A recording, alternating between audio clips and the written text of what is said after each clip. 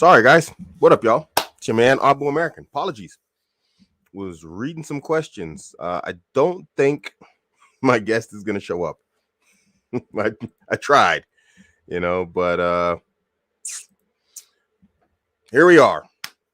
This happened before, and I said that to the individual in the comment section. I said, they insisted I use their name in the title, however you pronounce it, of the video.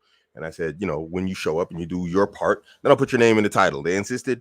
I did it in good faith. I acted in good faith. I don't know where you are. I sent you 2 messages now asking you where to send the invite, and I've heard nothing back. And so I don't think they're going to show up, So this goes back to stuff I was saying a lot of times with these accounts. It's in my book. They're rarely, and I'm hoping I'm wrong. I'm hoping they'll show up. I hope they'll drop something. I'm hoping, because we want to have husnul done. We want to have a husnul done, a good opinion of our brothers and sisters. So I'm hoping they'll show up when they'll drop some comments, send me the invite here or wherever else. But looking at the nature of their content, you can now go look at their channel. You can subscribe there, whatever else. There are, where? I don't see it. Oh, you know what? If you're posting on, you know what? Okay, fine. Then you know what? It might be that YouTube's blocking it because it has an email in it. That could be the case. Hold on one second. Let me see. Yeah, okay. Then fine. Okay, so here's the person. I posted my email several times, even here, by Allah. Let me look on the live, because it could be the case that YouTube is blocking it because it's an email. So let me check in the live chat on my actual channel. Hold on. Let me see. I don't see it here, though. Yeah, you're going to have to do it like with an AT. You demand an apology. Okay, fine. I'll give it to you if you come on the show. Put your email down with an @ not the @ symbol, but AT, so I can invite you. I understand. You can leave off the .com, and I'll send you the invite. I'll do it now. Waiting for you.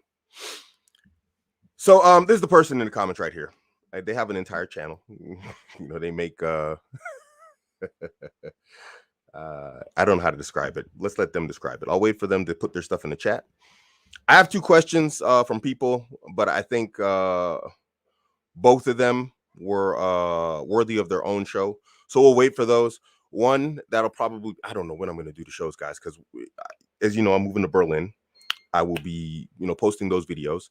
My back and forth, my travels, my new place, all this stuff. People who are in my membership channel section, they've already seen my place, how I'm living right now. Whew, I'm living like a student, yeah, they've seen all that stuff. So yeah, I'll just put the link in the comments. Fine, I'll put the link in the comments. Give me a second. Hold on. Let me just go ahead and do that. Hold on. Ahi, however you pronounce your name. That's another thing I'm just gonna put it in the comments here. Follow that link. So going back to what I was saying, I'll have those videos coming up. I got like just one of my reviews coming out tomorrow. It's my bike, one of my rides. I thought it would be a fun video. So I'll be uploading some of that stuff also. But I think those questions deserve their own live show, and their own attention. I don't want to mix the two up. You know what I mean? One guy a brother was asking about finding adult entertainment on his sister's phone. And the other one's asking about a sister that's very clingy to him. He finds her annoying. She's not in a hijabi. What should I do type of situation. So I want to give these people, some proper time. And yeah. So that's what's coming up. Berlin is interesting, to say the least. Right now, it's no fun being anywhere in Germany. They're going crazy with this whole pandemic. I loathe calling it that, but it is what it is. That's what they call it. They've got they have like 2G and 3G, and what 2G is getestet and genesen. So what does getestet and genesen mean? Geimpft and genesen. So 2G is the highest form they have right now. Geimpft, genesen. So what this means is geimpft means you have you're vaccinated, and genesen means that you've had the virus and then you've recovered. So that means recovered, because obviously your body's going to have antibodies. Now that's very interesting. Achis Stefanes, I put the link in the comment section. You just got to show up, man. Just press that link and just join, man. That's all you got to do. I'm waiting on you.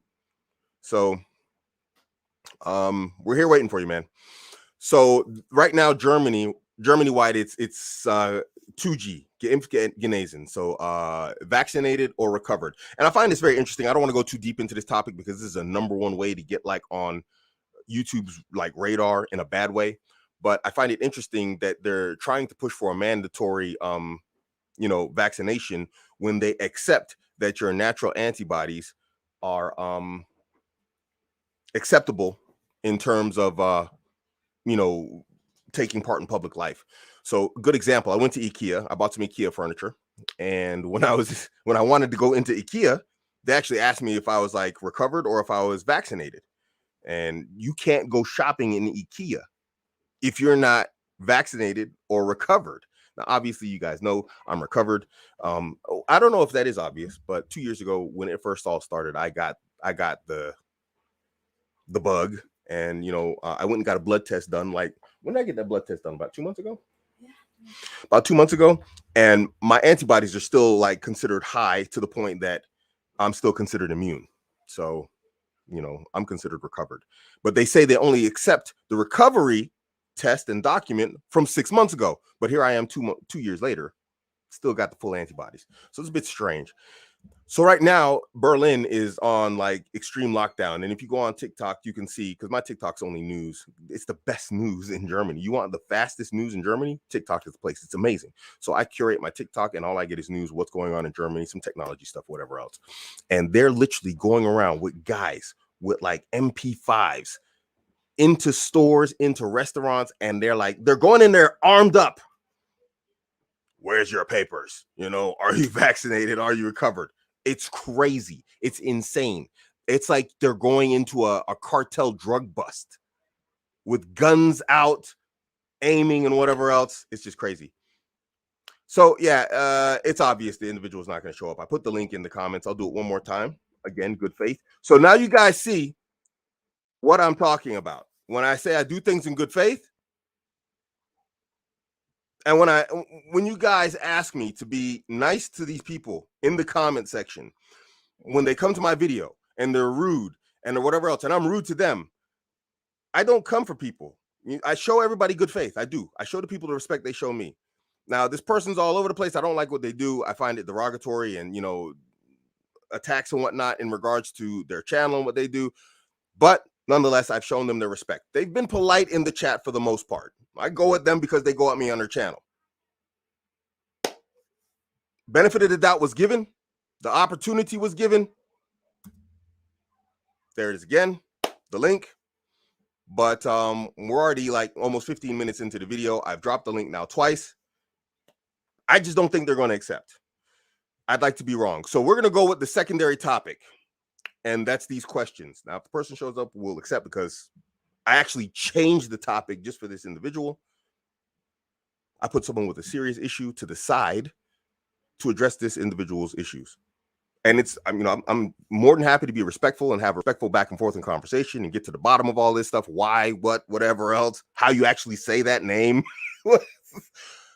But it is what it is. So let's get into the question. And if they show up, they show up. If they don't, then you guys have seen from Abuamerican, I showed in good faith and I acted in good faith. Okay. You've seen it with your own eyes.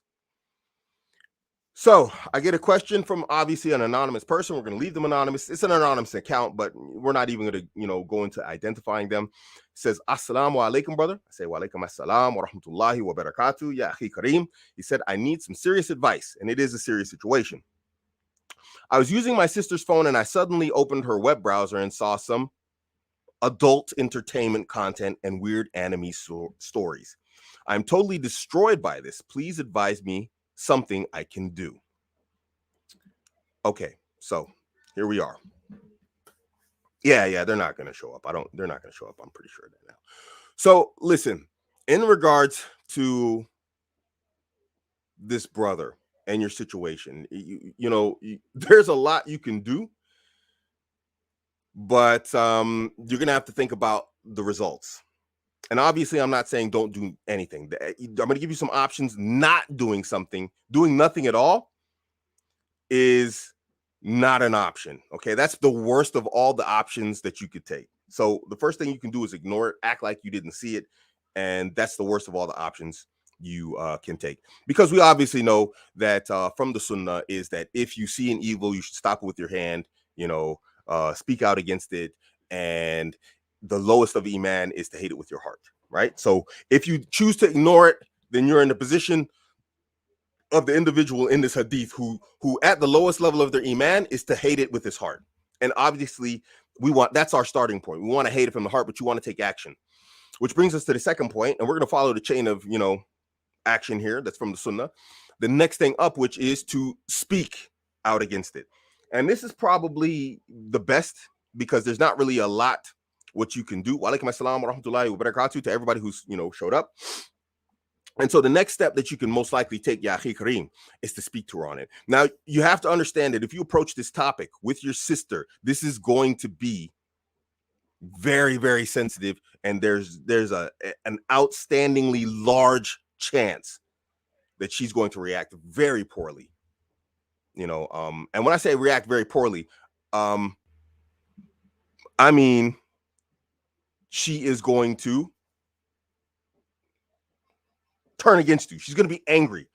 She's going to try and flip the situation on you. So why would she do this? Obviously, because nobody likes to get caught out in doing something incorrect, something that is wrong, something that they know is wrong, and it's embarrassing. This is why people hide their evil, right? They don't want to be seen or known for that evil. And if she doesn't react poorly, then she's gone to the point where she's not ashamed of what she's doing. But the fact of the matter is, she most likely will be ashamed, and she'll feel, betrayed and caught, because you went through her phone. And she's going to question you. She's going to try to flip it on you. Why are you going through my phone? This, that, the other. But that doesn't detract from the issue that there is a serious problem taking place here. Now, we're not going to go into speculation what she uses this for, why she looks at it, or whatever else. But we just recognize right off the rip that there's a problem here. And let me just go into something I've been saying for quite some time. Something I've been saying for a long time is that we need to stop making the apotheosis of our sisters. Now, if you don't know what apotheosis means, it's trying to make a human or, a non-angelic being into an angel. We don't want to make these people into angels. They're women. Women have desires just like men. They do have desires. And this is something we're going to have to come to terms with. Now, when I'm saying we need to come to terms with the fact that women have desires, including our sisters. Yeah, Vegeta, I saw you in the backstage. I was going to tell you turn on your camera. But yeah, I just decided to keep going. So when we say that we accept that they have desires, it's not to accept the sin that we're talking about in regards to what your sister has done and what she's doing, and we don't know which it is. It's in regards to the fact that this is a human being. She has desires, and for whatever reason, this is the way she's turned to dealing with those desires. So brothers, please, from the women you want to marry to the women who are in your lives, aka your sisters, your daughters, your mothers, on and on and on. All the women folk in your family are creatures that have desires. Those desires are real, just like your desires as a man. And and what we find a lot of times is, and I'm not excusing anything that's going on here, I'm just giving a basic explanation. And a lot of times we don't think, because we have this very like the brother said, I'm destroyed. That means he has a very, very mentally high standard of what or how he views his sister. And that's not a bad thing, but it's obviously, if you're destroyed, it's not realistic.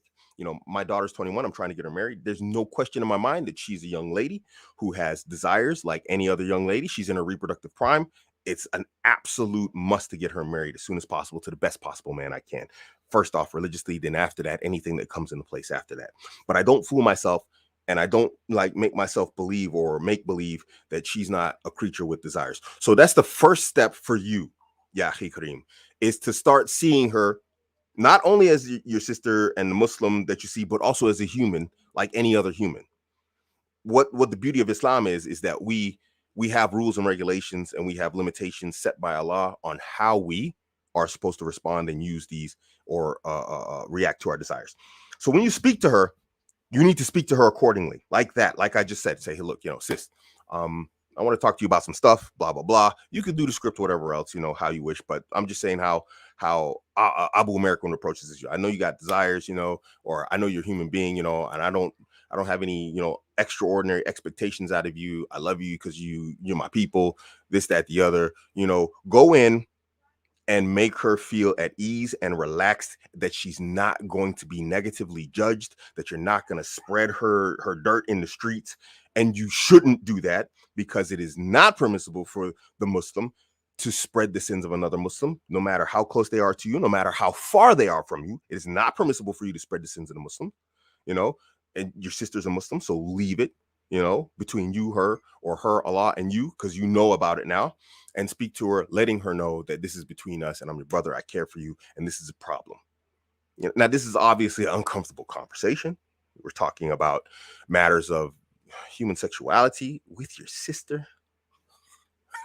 I don't want to have that conversation, but if it's a necessity, which in your case it is, then do it. Okay. This is not, now it's not something where it's like, this is the part of the uncomfortable part where you just got to be a man, you got to be an adult, whatever else. It's not just about being a man. If you were a sister, I don't know, maybe this is a sister. This might actually be a woman who wrote this. So if it's your sister, and it's woman to woman, whatever else, it's going to be an uncomfortable conversation. Have that conversation, approach them, let them know that they're, that you could speak freely. No, we're not talking about confessions here like the Christians. We're not, we don't do confessions, but you've seen it, and it's come to your attention. So now you want to address the issue. Once you get to that, address how. Always start from the religion. Don't start on all the other stuff. You can go, I would take it from this direction. First off, the impermissibility. And this is going to require, if you don't know the rulings on this stuff, for you to gather the rulings, of the ulama and our da'is out there and the people of knowledge, to speak to her and say, hey, look, our scholars have said this and this and this and this and this and this and this and this and this. And this is the ruling on this type of adult, entertainment content that you are viewing.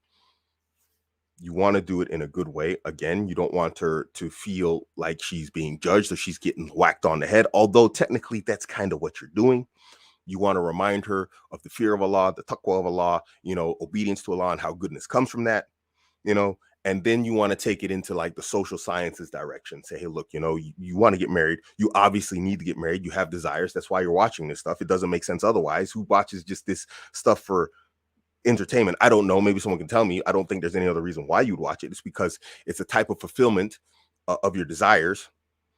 Then you say, hey, how is your marriage? Then you have to go into the questions. Now you get a lot of times there's a detachment to a person's sexuality in this type of stuff. And when I say detachment, it's sort of like it's a material that they're using for a particular and specific purpose, but they never think outside of that scope. And so you have to ask them, say, hey, do you want to get married? Your sister, be you male or females?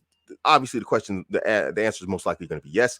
And you say to her something along the lines like, how are you going to have a healthy relationship when you're viewing something that shows an unhealthy display of human sexuality and how it's supposed to be, and especially in a haram way? You're going to want the best husband that you can get.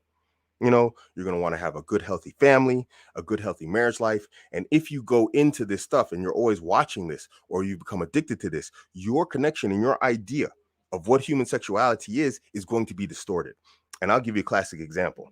I met a sister in London. She called herself a feminist, and she was addicted to this stuff. And alhamdulillah, I had to cut her off. I blocked her.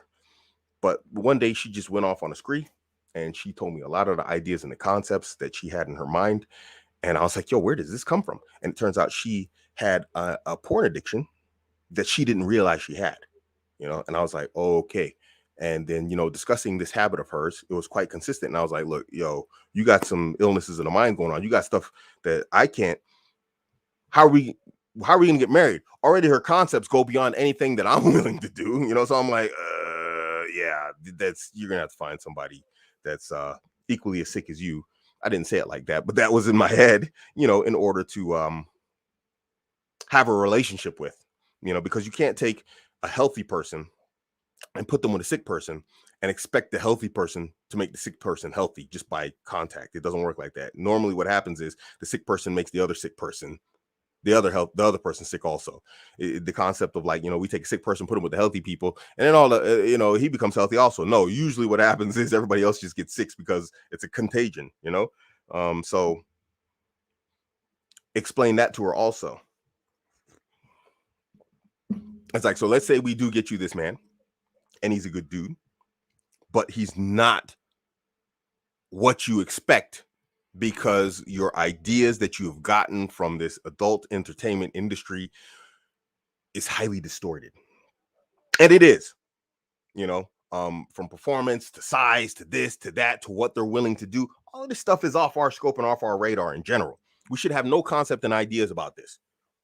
Why would we as men, unless it comes from experience, or why would we as our sisters have an idea or a concept or an expectation of what sexuality is unless it comes from an outside source if you've never been married? So you have to break it down to her like that next, right? How, from a sociological perspective or from an interpersonal perspective, it can ruin your potential to have a healthy marriage. Then you want to go into like the whole social studies. Just you want to have a conversation with her. Say, hey, look, this stuff has like a lot of knockoff effects on society. And also, now obviously you don't want to sit down and just be like a teacher and like break out a chalkboard and a whiteboard and start writing stuff down. You don't want to. No, it's a personal conversation. It's a very personal conversation. It's a sensitive one, but you need to be able to address these issues with her as best as possible, and as deeply as possible, so she understands how damaging this stuff really is. That there are entire institutes and businesses set up on helping people break their addiction to this stuff. This is a poison. It's a poison of the mind. It's a poison of the soul, and it will completely destroy you. And so you have to bring that to her attention, how this can destroy you. Right? So that's step number 2. So the first one, act like you just didn't see it. Hate it with your heart, right? Next one, speak on it. Speak out against it.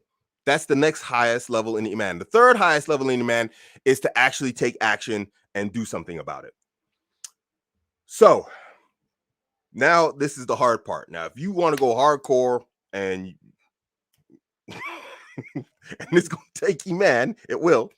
Then you're going to have to do stuff in order to actually help her, and you're going to have to take physical intervention. Now, when I say physical intervention, I'm not talking about grabbing her and throwing her around or beating up or smacking her up. No, don't do that. Do not do that, But what you're going to have to do is, you're going to have to do something like take her phone, take her access to the internet.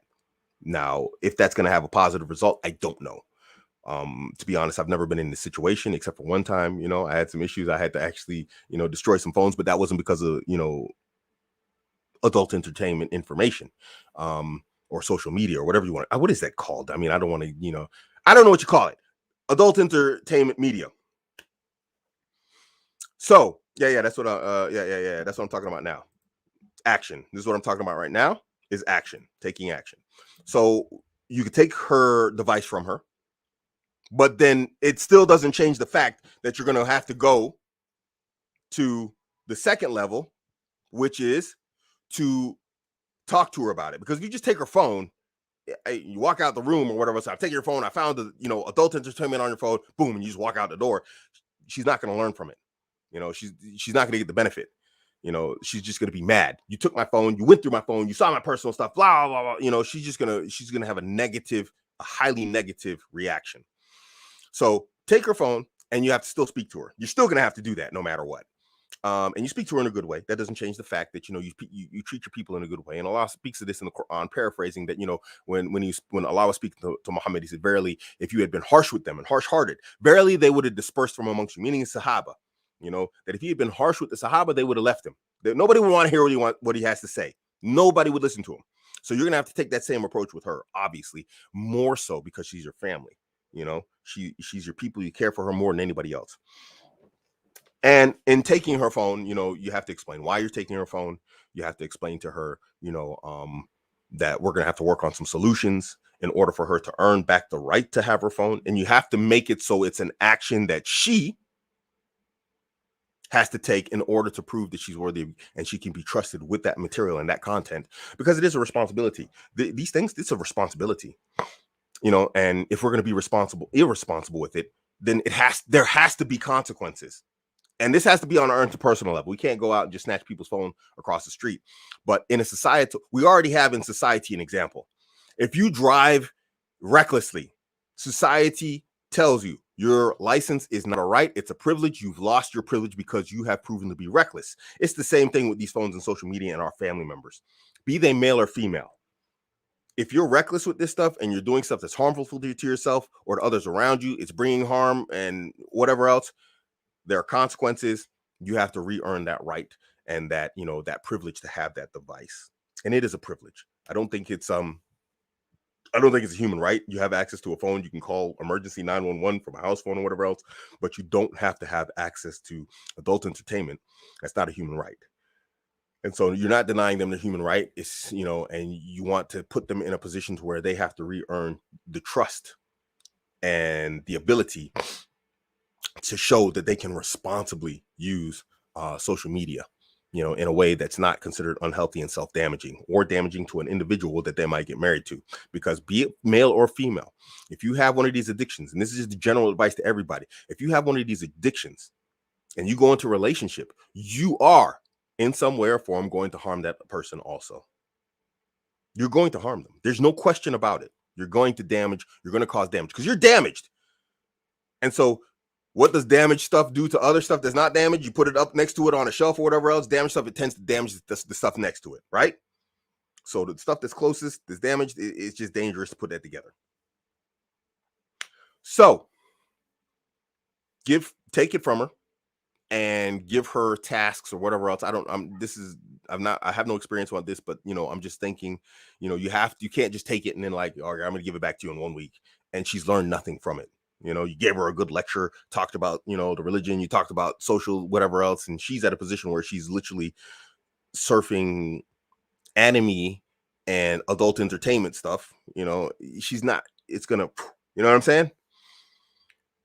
I don't think it's going to sit when you get to that position. You know, a lot of stuff doesn't really make sense to you, you know? So anyway, going back to action, part of that action is trying to get her married.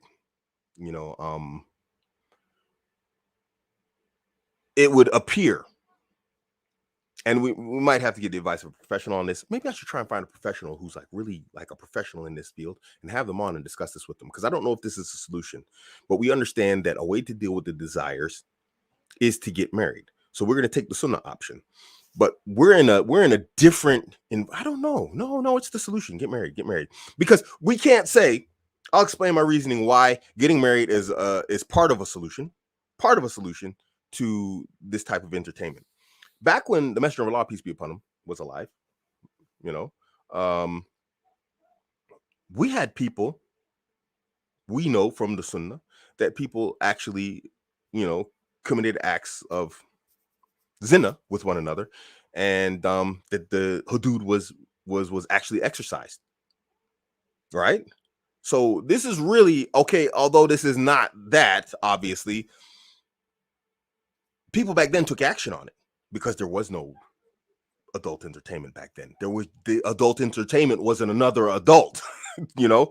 So there was actually people who took, and those people you can't tell me that they weren't higher Iman people than us. Even the worst of them was probably higher Iman than any man living today, you know? So that's a bold statement, but they walked amongst the Sahaba and with the Messenger of Allah, peace be upon him, and they had the Iman to go and approach the Messenger of Allah. We know the story of the woman who was breastfeeding.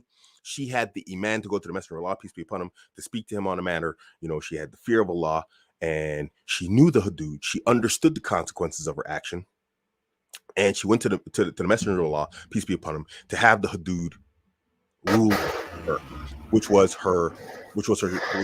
we know it led to her demise. So that would be the next step, is to get her married as a solution to part of the problem in getting her desires in order, to give her a focus of a man, a high value man that she's really, really, really going to desire, to go and give her physical focus, her physical desires and needs, an outlet with that man in specific. Man, mashallah, your microphone is sensitive, bro. You hear you breathing, mashallah. Assalamu alaikum. Yeah, it is auto adjustable. I'm struggling with that. Okay. So where's the other guy? He's still on the way to his laptop, like since 30 minutes. It's 35 minutes, bro. I act in good faith. I give everybody a fair opportunity, fair chance. This is another proof. I did it in the past. Here we are again. Yeah, yeah. Not with this person in specific. Yeah, This person is a new you case. have a lot of patient Abuamerican. I don't. Bro, I hear it all the time. I have too much patience. People think I'm Yeah, actually you like have this a lot harsh, of mean patience. dude. And I'm not, you know? It's just, you know, fundamentally, if I swing at a person, I cannot expect them not to swing back. I took a swing at you. I tried to punch you. Of course, you're going to try and hit me back. So I'm no different. This is the environment that I grew up in. I didn't grow up with social Mm, media. If you talked about a person when I was mm. coming up, dude, it got out, and then you knew without a doubt. If I talked to this person, it could be your closest homie. If I talk to you about this, I'm going to fight. We gave out Mm. our butt whippings and we took our butt whippings. So there was no question whatsoever that if you opened your mouth, there was no social media, there was no anonymity, there was no I can hide halfway across the globe and say goofy stuff. That dude was right around the corner. And if you opened your mouth, you get punched in the jaw. So I learned respect, but I also learned how to fight. Yeah, Because some dudes, yeah. I'm just like, yo, I want to fight this dude. Hey, man, did you see Mike over there, man? That dude's such a whack. And then 2 days later, Mike said, yo, I heard you said, I did say, what's up? You know, and then we like, bap, bap, bap. So that's the generation I grew up in. You know, Of there was, course, you have to expect that. Like I'm shitting on people. People will yeah. have reaction. Like that's normal. That's logical. But still waiting, like for him to reach the laptop. I don't think they will. That's why I went with the second topic, and I'm going to change the title of the show. If they show up, cool. They seemed like they were, sincere in the comment section, but actions, they are a proof of what is in the heart. What is upon what is in the heart is spoken out on the tongue, and it's part of the actions. And so, I tried to have husnul done in regards to the individual. I did my part. They even made demands that I changed the title of the show. It's just for them to try and get, like, what do you call this? More followers, free advertising on my channel, because I got 5K people, so they're hoping to probably get like 50 people out of it. And I don't really care if they do, Hmm. but it is what it is. And I said exactly like this. I said, if you come on the show, I will do it, and if not, then leave it off. So barakallahu feek to our brother. What is that? Abdurrahman. Abdurrahman. Barakallahu feek for Abdurrahman. the Saudi Yeah. Riyal, 10 Saudi Riyals. Jazakallah khair. So we had a question that popped up. And did I finish? Actually, I think I finished everything. So the final thing is, sorry, let me deal with this one. So the final thing is to get her married. And these are acts. These are acts that you do. You try and get her married. And obviously, if you get her married, this is not, you can't mention this to her husband, but you get her married, everybody's ready, everybody's ready to do their thing. Obviously, a man, he's trying to get married, he's ready for his business, and his action, and hopefully they can come together and come up with a good solution, and an outlet for that particular behavior. It's difficult these days to be single with a lot of temptations, especially with these sex positive movements. Brother Abuamerican, what is your opinion about sex positive movement? I mean, why is it's twofold? Why is there a negativity associated to sex, and why do we have to talk about it? Everybody likes it. We know everybody likes it. Do we have to talk about it? So like, whoa, pro sex. Well, obviously there's 7 billion people on the planet. Everybody's pro sex, or there wouldn't be 7 billion people on the planet. So there's no need to talk about it because we're obviously doing a lot of it. You see what I'm saying? It doesn't make sense to talk about it. So in this regard, why are we discussing this? Why are we discussing this? I like it. You like it. Everybody likes it. Bunch of people on the planet. Let's make some more. So this whole putting it out there as like a whole topic, it's completely superfluous. It makes no sense at all. Or there wouldn't be 7 billion people on the planet. If there was like maybe 2 million people on the planet, we have our history, and we're like, why are there so few people on this planet? It makes sense. Like, maybe we need to have a different conversation here. Because we need to increase the population of humanity, but we're not having any problems in population. We got a lot of problems, but population isn't one of them. And last time I checked, we don't go and take, human baby seeds and spread them out on the field. People are out there handling their business. There's no need to talk about it. There's no need for women to be whipping off their clothes. And I'm, look at me. We know we want to see you naked. You don't have to do that stuff, but there's limits. Come on now. It's like, yo, get married and take it off in front of your dude. Dance around in front of him. Don't do it on Instagram or whatever else. You know what I'm saying? Do it at home. It Why? is Why I totally gotta see her? opposite. It is totally Oh, opposite. The depopulation is the modern like problem, and Elon Musk mentioned that in one of his like recent interviews. He said the depopulation, because look at the biggest nations on the planet, which is the Chinese and the Indian. It's dropping down. Like the replication ratio is dropping down in the almost all of the Middle East, in all of the Western countries. It's below 2.1. So it mm. is the depopulation now that we have to fix, not the overpopulation. Yeah, yeah. Hold on, I'm gonna change the title of the show now. Let me. I can do it live. I'm in my backstage doing it. Let me just edit it. Of course, they like they demonetized my video. Like I haven't been on a half hour. They demonetized my video. These dudes, man, they just savage, bro. And then, here's the thing. I always do what you call it, a request a review. And when I do the request for a review, they always approve it. Like, oh, it's okay for advertisers. It's just, man. So anyway, I got I got a second question, and inshallah, let me see if I can find it here. Let's go to Twitter. Okay, so we got a brother here. He's gonna remain unnamed again. He says, "Salam, walaikum salam, bro. I don't know if you'll read this. Yes, I'm reading it now. But question: if a woman you're talking to comes off as a bit clingy slash needy, is it a good sign or a red flag? Like if she double texts after you don't respond, as an example. Um, in terms of game theory, you know, um, and you want to be careful with this stuff because obviously games for your wife, it's for the woman that you're married to. That's the woman you want to game. But in terms of game theory, this is a positive, and you have to understand that women are clingy and needy, just period. My wife is being clingy and needy now because I live in Berlin and I'm here on the weekends, and so it's like we don't see each other. So now when I show up, she's all like, she's all over me. I'm like, geez, dude, like, what the heck, dude? And I'm not dead yet. So that's a positive, in the sense that, she if you talk about push pull in terms of game theory, she's on the push mode, and so you're on the pull mode. And so that's good. But again, it's something you want to reserve in terms of game and all these conversations with women. It's something you want to reserve for marriage. If she's at a point where she's pushing like that, double texting, whatever else, and you feel she's clingy and needy, khalas, man. If you find her, oh, well, let's get into the rest of the question and we'll see if my next part is even relevant. Because I think she's into me, but being clingy kind of puts me off in a way. Strange. I don't know how to describe it. Like, I would rather do the pursuing. She initiated first. Yeah, well, see, here's the thing. You have a woman, you're that guy. Remember, you guys you're obviously watch my channel. I talk about being that guy. For her, you are that guy. And that's why she's pursuing. And a lot of guys don't have experience with this. A lot of guys are used to the hunt. A lot of guys are used to the pursuit game. But now, because for the first time, maybe, or like once in a few times, this is like something that doesn't happen often. You're not used to women pursuing you. And so now it feels funny because now you're like, okay, what's my role here?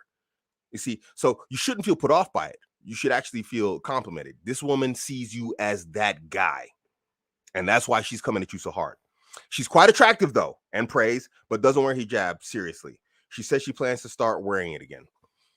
Here's where you come in. Now, you got two things you can do here. First off, you can help her in terms of a man in two ways. First thing is to get married. But before we get into married, this is what we got to do. You know she wants you. You're that guy. That's why she's an attractive woman pursuing you. It's rare to have an attractive woman pursue you. Attractive women are in a position where they're used to being pursued. So for her to actually flip the script and go and pursue you, it's a big deal. So now you use this, and this goes back into what I was talking about in terms of the positive manipulation. Positive manipulation is what? Where you manipulate someone to their benefit. And it's obviously to your benefit also. Now, in this particular case, you want to get married. Inshallah, she wants to get married, and she's not wearing hijab properly. You see where I'm going with this? So now you manipulate her passively. Don't hit her over the head, because women understand subtext very well. So yeah, I want to get married, and my wife, she wears hijab, this, that, the other, she prays. So you throw in qualities that she has. She prays, she's like this, she's like that. Throw those qualities in there and then throw in the quality she doesn't have. say, yeah, you know, and she wears hijab like this, like this. What is she going to do? She's in a position where she's pursuing you, so she's going to qualify herself to you. What do you think she's going to do? She's going to wear hijab, inshallah. If she doesn't, you're not that guy for her. But if you are that guy for her, she's pursuing you as an attractive woman, boom, positive manipulation. She starts wearing hijab. It's good for her. And then you got her in a position of qualifying herself to you. Bro, abuse it because there's no harm in it. This isn't that manipulation where you call up a grandma somewhere and you steal her money. That's not what we're talking about. That's just taking from someone. You're manipulating to her and you're giving her something of benefit for her religion. And if she responds properly, then she gets the husband. Abuamerican, big Now, question. Don't you think that in this case she will do this, but not for the fear of Allah, just to get this man? yes, but it's a start. You know what I mean? Because here's the thing. In the end of the day, you are the emir of the family. So when you give a command, it should be obeyed. You see what I mean? And obviously, you want to say, in his manipulation, you say, you know, you do this, you know, the woman I want, you know, she has the fear of Allah, she obeys Allah, you know, she wears hijab, she prays, she does this, she does that. So you throw that in there also, that it's done for the sake of Allah. You know, you probably be more savvy. I'm just trying to be as quick as possible, you know, in my explanations. But you do want to throw that in there. Yes, this is a good point. Jazakallah khair. You know, throw that in there also. You know, my woman fears Allah. She does her stuff for the sake of Allah. She wears hijab, whatever else. But because she's qualifying herself for you, you're going to have to accept that she's going to wear it. Now we come into the debate, is that good or bad? I'd rather have my girl wearing hijab because I commanded her to, and which is a part of obedience to Allah. Part of obedience to Allah is when her husband gives her an order, she obeys. Now, obviously, this isn't your wife, but if you are talking to her like this, then you should probably make her your wife and stop playing around. You see what I'm saying? Where's the next part? Let me see. She's quite attractive, and she plans to start wearing again, inshallah. Basically, my question is how to tell if a girl will be too possessive over you and expect you to always be available, even if you're working / doing something. There's no way you can do otherwise. If you're that guy, she's going to be that girl. And I'll give you an example from my story today. I'm going to give you a classic example today. I went through this myself, and I was going to make a video about this. It's about my wife. It's about Ling Ling in the next room who's watching the show right now. She's doing exactly what you're talking about right now. Alhamdulillah, I'm going to say this. She's watching. I'm that guy for her, for Ling Ling. And so because I've been gone, you know, working at my new job and my new career, you know, I'm living in Berlin and whatnot. When I came back, she's really clingy. So I came back. This is the first time I've been able to actually sit down and edit the video. And I'm doing a voiceover. It's for, you know, some of my travel stuff that I'm like starting to throw into my channel here and on my other travel channel. What did she do? She's like, oh, I want to do this. Oh, you want to do this. Oh, you're always like this. You're always working this, that, the other, blah, blah, blah, yada, yada. You know, and she starts complaining. And I'm like, okay, this isn't like my girl. Why is she complaining? Like, you know, what's going on here? The issue is this. That's that clingy and that's neediness. She wants your attention because you're that guy for her. That's not a bad thing. It's to be expected. Now, what the problem comes in is when she tries to pull you off your mission. For me, there's a lot on the line. I haven't had pressure like I'm having right now for years. And I'll tell you guys this story. It's a very personal story, but I have no problem being transparent. This is one of the problems that Aristophanes had. Was talking about. I'm transparent about my life. I've got stuff that I'm not proud of, but I'm more than happy to talk about and teach people. Like, I don't like to mention it. I don't like to mention it because it's painful for me, but probably not as painful for the people involved. But I was involved for about 3 months in my life in domestic abuse. I was, and this is something I'm not proud of. And the reason why I don't talk about it is not because of some unending, undying shame. It is shameful, you know, but I've come to terms with it. But it's because, no joke, Abuamerican would probably start crying if I started talking about it. I'm not going to cry in front of you people because those were women I loved. And there was a situation where I was under intense pressure and a part of me that I didn't know was in me came out and I hurt people I loved. And then you had to watch them walk, limp, whatever else, and have bruises on their body from something I did. And I can still feel that. Even though the love is gone, I still feel that because when you take a situation and you attach an intense emotion to it, it gets seared into your brain. You will not forget it. And it was tough. These were people I cared for. So anyway, Ling Ling got really upset, you know, that I'm doing my thing. And she doesn't understand the pressure that's on me now, because I'm back in a position, I'm in an executive position now. So the pressure to perform is high. And let me tell you something, guys. Everybody wants these like high super exec positions. Let me tell you something. There's a special type of individual in those jobs. And I'm not going to lie, I'm probably not one of those people, but I have to be. And so the pressure is high. And at the same time, I'm Abuamerican.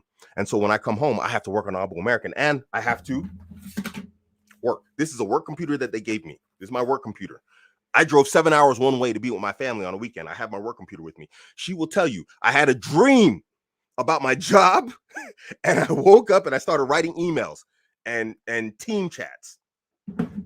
And now I come home and I'm working on Abuamerican. She's like, yo, when are you going to have time for us? And I'm like, baby, we got a new life. We got a house, we got this.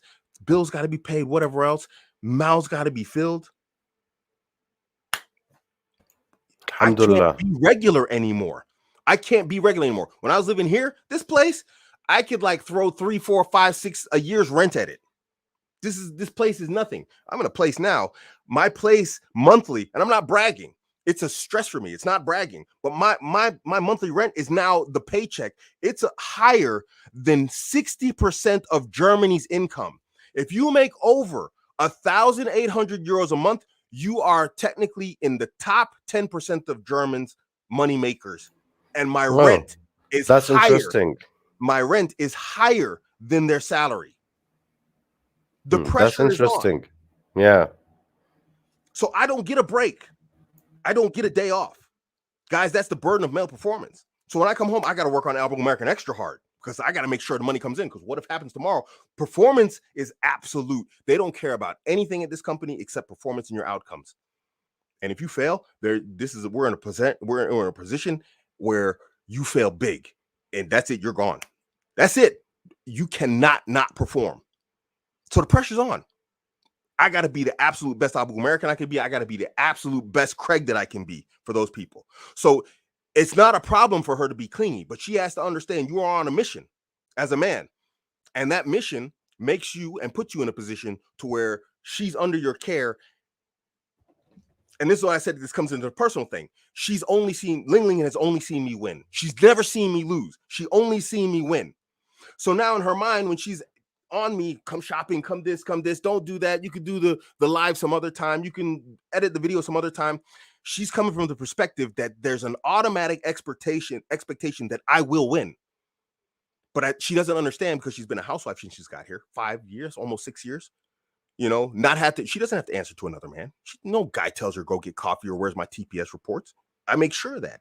So she's only seen me win. With that expectation, she's speaking to me now with her cleanliness. That can't be the case. Now you have to draw the line. So her cleanliness is not a bad unless it involves you being pulled away from your mission. She's upset, but I can't be pulled off the mission. I love her to death. I'll do anything for her, almost anything. You know what I'm saying? But I can't get pulled off the mission, because if I do, everybody suffers, her included. So he goes on to say, I feel like an idiot for asking this, because a lot of men would probably love to be in this position. Yes, and you should be. I'm not saying you're an idiot. I'm just saying you're not accustomed to it. And so it's a new feeling. And so you're like, what's going on here? And so you think something's wrong with you. But this goes back to, men aren't used to being the prize. And now you're the prize to an attractive woman. You're like, what's going on here? You shouldn't feel like an idiot. It's a normal feeling to like all of a sudden realize, man, I'm that guy for somebody. And especially when you're that guy for an attractive woman, it's uncomfortable. It's different because it's new. You have no experience with it. So that uncomfortable feeling, it's okay because it's a new experience. So no, you're not an idiot. Abuamerican, you just remind me one of the stories of Ghazawat, which was a marine like Muslim forces, and there was under a lot of pressure. So when they reached the land, the commander burned all the boats. So there's no coming back. You're fighting, you're winning or dying. That's like how you deal with the pressure. There's no exit. There's no getting back. Absolutely. That's what I'm doing right now. And alhamdulillah, I'm sure my girl understands that, but she just doesn't like the fact that I set the boats on fire. Phoenix Knight with the $10 super chat. Barakallahu feek. Wafiq wa barak. You're always inspiring us, man. Jazakallah khair. I hope I continue to until I die, inshallah ta'ala. If you see something from me that you disagree with or something that opposes the sunnah, please benefit me by reminding me with the book and the sunnah so that I can continue to offer you the best advice that I can, inshallah, within the bounds of what Allah has allowed us. He says where the girl is doing all the initiating. So he's saying he's feeling uncomfortable. He's feeling like stupid. He thinks most guys should love that. But my instincts tell me I can do better. I don't know whether to trust them or not. Don't trust your instincts here. You know, do better in what way? I mean, if you're seeing some like sort of serious red flags, khalas, then okay, fine, trust your instincts. But now your instincts are going on like crazy alarm mode because you're experiencing something new, something different. So like now, this intense environment that I'm in, I've never seen people work like I see right now at the company I'm at. I've never seen anything like it in my life. These dudes are impressive and it's inspiring me to be better, but I am mad uncomfortable because I'm like, how do you do it? Dude, are you crazy? You know, it's like you people are driven. And so it's uncomfortable for me. It's new. And it probably shows. And they're probably like, why is this 49-year-old guy look so uncomfortable? Because I'm like, you people are like, wow. You know? And I've never seen anything like it. I've worked around intense people, but not like this. This is special. So, you know, that's normal. Melvin Watern. Sorry, bro, if I butchered your name. $4.99 super chat, €5 super chat, Barakallahu feek. This is exactly why men need education by two brothers who are together and come as genuine, who speak the truth. Now that's real. Jazakallah khair. We're gonna try and keep on bringing you that real, inshallah. And like I said, if you see something from us that you know is real but it's over the line, let us know, inshallah. Jazakallah khair. Rashid Huzaima. The overall high value of a man is his mindset and his family values. I can agree to that, you know, to a degree, obviously. But mostly I can agree with that, yeah. Because his values are going to set who he is, how he works, you know, all this type of stuff. It's going to set that. It's going to set the pace for his life. His family values, absolutely, you know, his mind makes who he is and what he is, and his family values are, you know, part of that. So yeah, it's not what's in his pocket. No, but you say his mindset is part of this, you know, and so his mindset, if it's strong and if it's a positive one, then he's obviously going to be able to make his money and in a permissible way, inshallah. He's going to have the powerful mind in order. We know, like from the Sahaba, the Ansar were known to be rich and very pious people, right? They were known to be rich to the point that some of the Sahaba said the Ansar, they have purchased all of the good deeds, meaning they've spent so much money on giving out money and khair that they feel like I can't give money anymore because these people have purchased it all. So they use their wealth for the khair. They use their wealth for goodness, you know. So there's nothing wrong with money. You know, there's nothing wrong with having money in your pocket. It's how you behave with that money in your pocket. That is where your values come in, you know. Yeah, your If what's in his pocket, not pocket, not your heart. yeah, exactly. The money's barakallahu feek. There you go.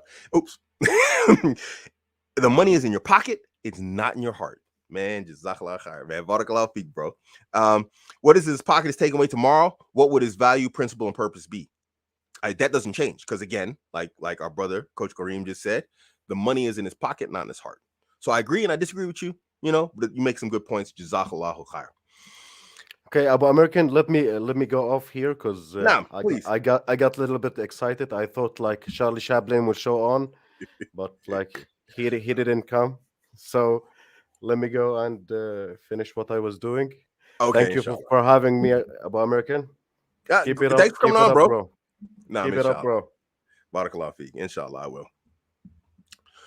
So, going back to, let me see the question here. Let me see. But my instincts, we read this, but I want to go over it again because I went on a little scree there. But my instincts tell me I can do better. I don't know whether to trust them or not. Yeah, look, I don't know what you mean by do better in what regard. In what regard do you mean do better? You have a woman who you say praise, you know, she speaks about hijab, she knows it's a problem, she has the attention to wear it again, you know. She's not perfect. How can you do better? I mean, woo, look at your boy sweating, man. It's hot in here. It's winter and the heaters are turned all the way up. I'm sweating like crazy. Are Are you looking for perfection? Because I don't think you'll find it, bro. You know, if we scratch the surface on you, we'll probably find imperfections also. So, you know, if you got a sister, she's doing her salah, you know, she's imperfect in certain areas, but she's willing. She recognizes, and she does. You said it yourself, she recognizes, you know, her issues. Call us, man. In what way are you going to do better? Her biggest problem that you is the one that you mentioned, because her cleanliness is natural. Her biggest problem is her hijab, and she said she's willing to work on it. Bro, what do you want?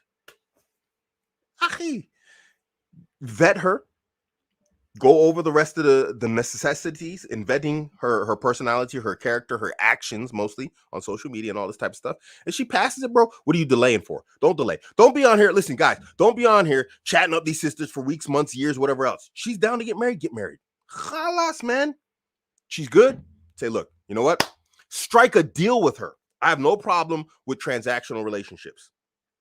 You wear hijab, I'll propose to you. I'll propose to your father tomorrow. You give me his number. You say you're going to wear hijab. We have a deal in front of Allah. We both agree to this. Khalas, I'll speak to your dad tomorrow. Let's get married.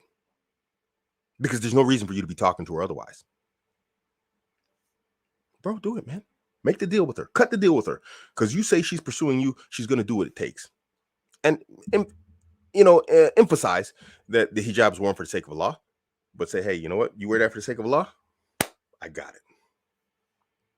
I got you. I will go to your daddy tomorrow. You give me his number, I'm going to hit him up. Because that's the person you need to be talking to. You could talk to her, bro. Get married. Stay married. You could talk to her for years. What are you talking now for? And it'll be permissible. All this chat and all this stuff on the phone, the permissibility, it's not there. Not unless your wali's involved in the chat. You know. So if he's not, khalas. Go for it, man. Let's go for it, man. Just do it, bro. Just do it. Take action, man. You see, because here's the thing. She's doing her part in terms of showing that man, my daughter, like, she's like one, and she takes these French fries and she chews them up and she spits them out. It's like the salt. She takes the flavor off. I just put my foot in like a bunch of her French fries that I didn't see and it didn't get cleaned up. Because it's the same color as the floor. Man, it's cold and wet. That was nice. She chews it up and spits it out. You know, once the flavor's gone, she just spits it out. So, that threw me off. I don't know what I was talking about now. Permissibility. What is it? Allahu Akbar. Mashallah, I lost it. I lost it. That was just nasty. It says Ilyas Muhandis, the engineer. Mashallah, barakallah feek, €5 super chat. I work in a hospital and many female colleagues, meaning you have many female colleagues. Okay, understood. In many women, there is arrogance and no manners. Where does this come from? It's a disaster. It comes from social media, bro. You know, a lot of sisters, not just sisters. You know, I'm not going to pick on the sisters. It's just women in general. What happens is social media has bigged up their heads and it's given them a higher sense of value than they actually have. You know, and it's kind of hard to believe that you're a regular person if you've been put in a position that makes you feel irregular. I'll give you two examples. One, obviously, we just mentioned was social media. A woman who's very average or very plain. She puts up some photos. There's nothing special about her. She's maybe a 4, but she's got like 3,000 dudes telling her she's beautiful every time she posts a picture on social media. So every time she posts a picture on social media, there's thousands upon thousands of men giving her likes, giving her compliments, saying she's so beautiful. Oh, I'd do anything for you, whatever else. How do you think she's going to view you when you come across her? She's going to treat you like a fan because in her mind, that's how men view her. I lived in Qatar. This is another example. At the time I lived there, it was about 7 years ago, maybe 8 years now. The average local income of the average Qatari was $72,000 a month. That's not a year. That's a month. $72,000 a month. If we were rounding, that'd be $100,000 a month. Can you, under any circumstances, believe that those people would act normal? They were prideful, arrogant, walked around just like they ruled the world.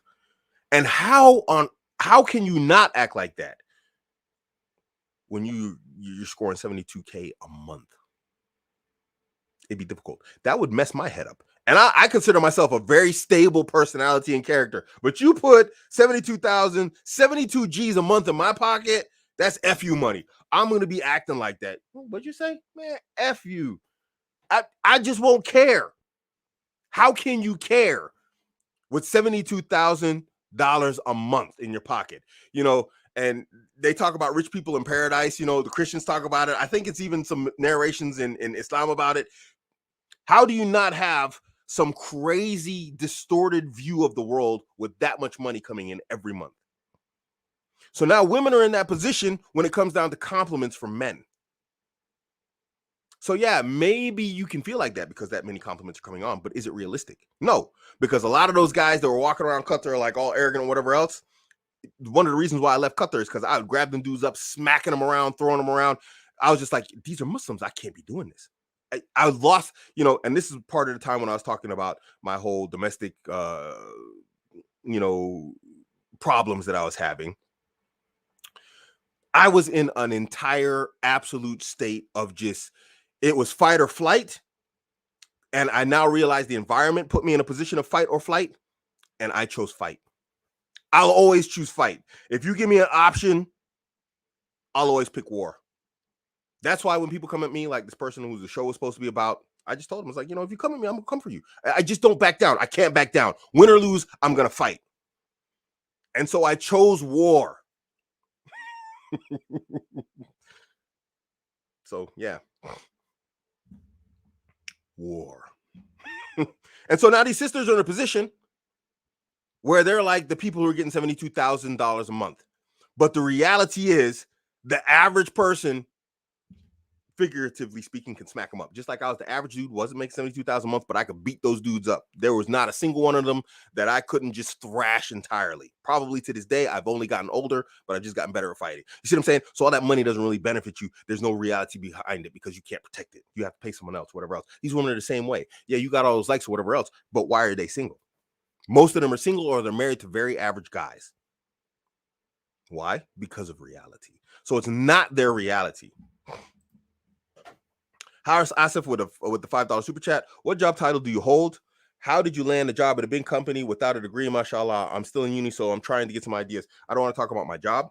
I'm not even allowed to, actually. It's in my contract, and I'm not allowed to talk about my job. So I'd rather not talk about it, you know. But let's just say it's good. Alhamdulillah. How did I get it? Experience. I'm good at what I do, and they recognize that, and they hired me based upon what I'm good at. And that's what they needed. They needed a person that was good at the job that I do, and they hired me based upon that. Alhamdulillah. You know, and so now for me, performance is all about, this job is all about performance. You know, how did I enter without a degree? Let me tell you something right now. We're in a time when people don't want to work. People don't want to work. People want free handouts. People are now starting to look, and I'm not saying don't study. Go study, please. But people are more and more looking at your performance. It's becoming less important to actually have a degree than it is to actually to be able to perform at the job. And this company is known that, you know, we want performance. If you can't perform, we don't want to hear from you. We will fire you instantly. So performance, that's how I got the job, being able to perform. And so now I'm on a job, and that's my duty, to perform. Nothing else matters to these people. They don't care about fancy titles on a piece of paper. That doesn't mean you can do the work. They want to know if you could do the work. And inshallah, when I have my company started, because I will start a company, inshallah, that's all I'm looking for. I don't care if the person has a degree or not. This is the task that I give you. This is the scope of the work I'm giving you. Do you perform? Do you bring results or not? That's all I want to know, because nothing else matters. You can have all of the qualifications in the world, all of these nice papers, whatever else, but if you can't do the job, then it doesn't benefit me. So, yeah.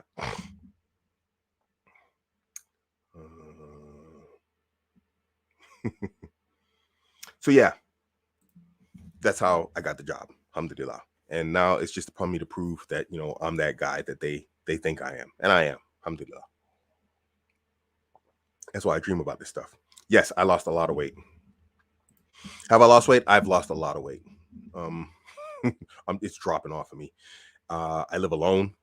I cook, I eat once a day now. I don't eat like, like breakfast and dinner. I just eat dinner, and it's a very light dinner. I go to bed hungry. I wake up hungry.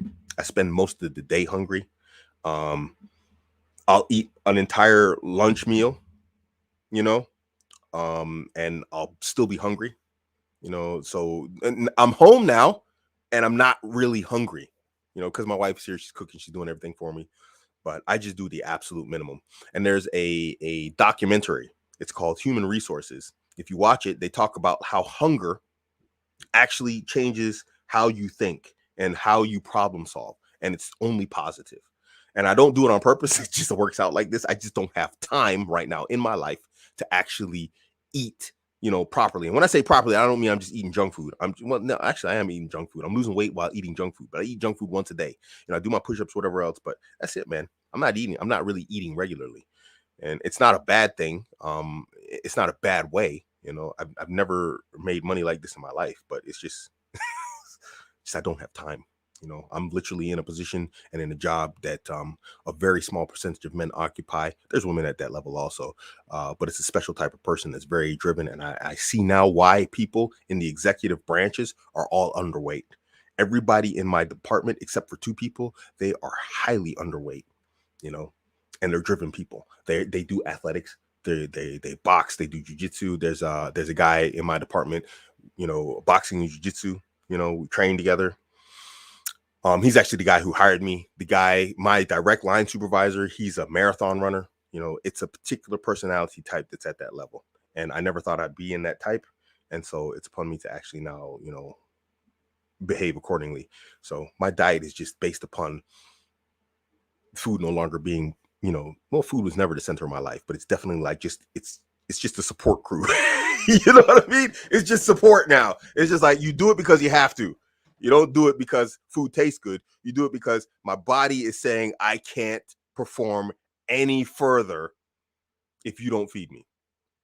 So yeah, that's where I'm at right now. So I'm losing, bro. I'm dropping weight like rapidly, and I'm not displeased with that actually. Alhamdulillah. So yeah. Let me see if there's anything else to those questions. I don't think there is. No, let me see. So she comes to get married. This woman good. I got another question, but it's answered in my betting guide. I guess I can go ahead and read the question, huh? I guess I'll read it. Yeah. What do you guys say? I'll read it, inshallah. So, assalamu alaikum, wa alaikum assalam, wa rahmatullahi wa barakatuh. Abuamerican, I recently subscribed to your YouTube channel and watched so many videos. MashaAllah, barakallah feek. You're inspiring. MashaAllah, barakallah feek. May I continue to be inspiring in a good way. And I feel like you're someone I can look up to. Alhamdulillah, jazakallah khair. I'm 22. I'm a young man of a particular ethnic group. I am interested in polygyny one day, and most men are, and I'm working on myself. Alhamdulillah, don't stop doing that. When the time comes before I get married, how should I know this woman is good for me or not ruined by toxic feminist ideology? I look up to you, Abuamerican. Vetting guide part 2. Now that I'm like the job I'm in, I don't know when I'm gonna finish working on that. Wow. No, I'm gonna finish it. I'm just gonna have to be more driven. But in vetting guide part 2, what I'm going to do is I'm going to give guys practical experience, practical tips that you can actually tape. So this is going to be prescriptive, and I'm not a fan of prescriptive, solutions, but I'm going to give you prescriptive solutions that you can do. So what does prescriptive solutions mean? Sometimes I gave the example. People don't like it, but it's one I did when I met this girl and I gave her my backpack. That's a prescriptive solution. Here's my backpack, hold it for me. It was heavy, it was uncomfortable, it was bulky. She was, these women, they're small, they're thin. You could tell it was heavy for her and not easy for her to hold, but she did it without complaint. She would have continued to do it for the entire duration of our meeting. That was a good sign. That's how, excuse me. So that was a test I did for her. And then another woman, I said, here, hold my hat, because the hat that I bought was actually from the same store that I gave that girl my backpack in. It wasn't the exact same store, but it was the same branch. So I knew they had that hat in there. And she was like, oh, no, I'm not holding your hat. You see? So these are prescriptive tests that you can do. So in vetting guide part 2, what I'm going to do is give her, talk about how you can give prescriptive tests, to dig out those feminist tendencies and how far gone they are. I don't think there's anyone nowadays in terms of females in the West that don't have some sort of infection when it comes to what do you call it? Feminism. I think they're all infected in my humble. It's just to what degree, you know what I mean? How bad is it? You know, it doesn't have to be like something like what do you call it? Like, oh, she's got some feminist ideas, write her off, throw the baby in the bathwater out. It doesn't have to be like that, you know. But there are limits. There's going to be a point where you're going to be like, okay, you are canceled, miss, you know. And so you're going to have to be able to decipher what those are, and those are obviously going to be subjective limits. Every man's going to have his own limits of what he can accept and what he can't, you know. My patience for certain things in terms of feminist ideology are quite low. In other areas, I can just accept it. You know, it's like, so, you know, you want to believe that, you know. But at the end of the day, we know what you're going to do when push comes to shove. You're going to rely on a man. So, you know, you got to also be realistic. Yeah.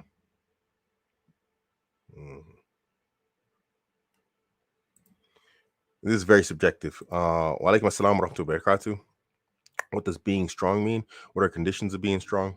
What are we talking about here? Mental strength? Are we talking about physical strength, or both? You know, mental strength. I talked about this how many live shows ago? 2-3 live shows ago, where motivation ends and discipline starts. That's a mental strength. You can't always be motivated. You know, you can't always be motivated. You can't depend on motivation. And this is where your mental strength comes in. That's where discipline comes in. Discipline is mental strength, you know, because it's hard. It's not easy. That's a mental strength. So in that degree, being disciplined is a strength. Physical strength, obviously, that's pretty obvious. Do you think all men should be in the gym? I mean, yeah, in general, preferably an all male gym and a combat gym. You know, go learn how to fight. You know, no, it actually doesn't. The body doesn't need that much to sustain. A few morsels enough to keep you healthy and active. It really is.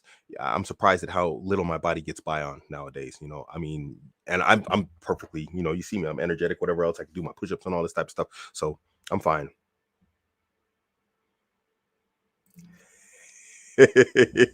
That's funny. That's what it said. How about give her a box of brownie mix? That's a good way to see if she can follow instructions. You too much, man. You wrong, bro. But it's good. It's good. I like brownies, you know. I'm being lie. Mashallah. Mashallah, 483 people. Woo! Barakallahu feek. So, any more questions, guys? If not, we've been on an hour and 20 minutes almost. Hit me up. Drop your questions. Super chats, of course, get priority, you know. But hit me up. I'm here. I'll give you guys a little bit more time, but I do have to drive back to Berlin tomorrow, so I need to give my people their time. You know, she needs her time with me because I'm not going to see her for a whole week. You know, it's going to be a full 5 days before I see her again. You know, but I'm here. I'm live right now. So if you brothers and sisters got questions, go ahead and drop it right now. Otherwise, I got to load up my car. I'm going to show you guys the videos. Guys in my membership area, they already seen my house. I'm going to go ahead and put it in the non-membership area. But everything that happens in my life, whatever else, is probably the people in the membership area is going to have a good week before you guys. You know, and so I'm going to, like, you know, my setup in my house and everything. I've got, like, man, I told this girl right here, this one, oops, where is she? This one right here. This is Ling Ling. I said, get what you want. Just go ahead and tell me what you want from Amazon and I'll order it. She sends me this whole list of stuff, man. I order all stuff. Bro, the number of boxes in there. I'm like, yo, what is this? I'm like, what is this? She made a box tree up in the bedroom, mashallah. I'm like, dang, that's a lot of Amazon boxes. This girl, mashallah. I like, will you slow down now? Mashallah. Barakallah feek, that help you brothers get them likes up. Yes. I'm in the UK. It's a depressing country. What do I do? You got options. You can leave, or you can find a passion that you can do after your job or whatever else that takes the focus off the country itself. You're always, listen, it's not the country. I'll tell you that right now. Because if you move, you're going to find another country depressing. Most of the time, people, they look at a place and then they want to escape it. I'm not saying you want to escape it. You didn't say that, but I'm just giving you examples from what I can work with. and people think they're going to escape their problems, and actually they take the problems with them. So it's not the country, it's an internal state of mind and being. And so you have to find what drives you. Again, this comes back to discipline, and motivation also, but you want to also do stuff that inspires you. So find whatever that is, man, and get into a passion. It sounds like you don't have like a serious passion, because most of the people who have a passion and a focus, a country doesn't bother them. I'm in Germany, dude. I mean, you want to talk about some dry, boring people? These people are dry and boring. Ask anybody in the comment sections about Germans. These people are boring. Ling Ling will tell you, I ain't got no friends in Germany. I have no friends in Germany. I got a few, but they're, how often do I see them? I don't. But I have my things that I do, including Abuamerican. I got my drones. I now have 3 drones. I'm going to be introducing you guys to my new drone also. I got my photography. I do my traveling, whatever else. So I have my outlets. Those are for me. You know what I mean? Now I don't have time for it, but I'm trying to make my passion other things, so that I can keep up that energy. So yeah. I was a former pickup artist and I want to go back to pickup, but I don't know if talking to strange women is haram. Yes, it's haram. My opinion is haram, and you shouldn't be trying to just pick up women. What's the purpose of trying to pick up women? For what? You trying to pick up these women to get married? Let's go get married.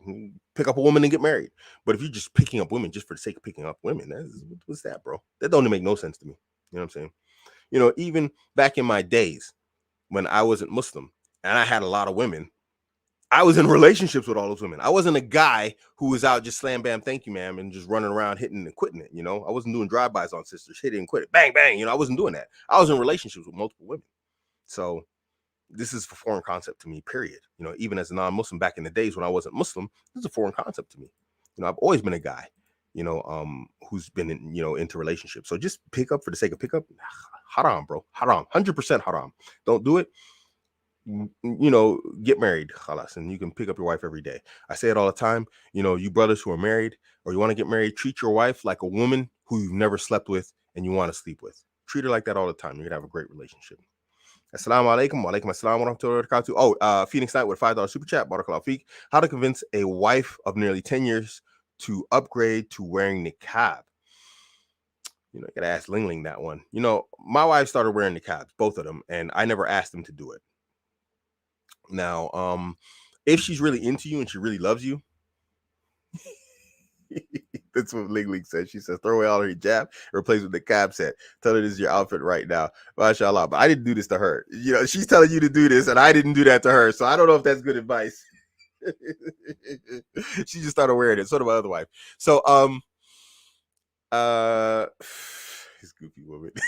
If she's really into you and she does what you want, because you like it. This goes back to like the second question, that positive manipulation, positively manipulate her to doing something that has higher to it.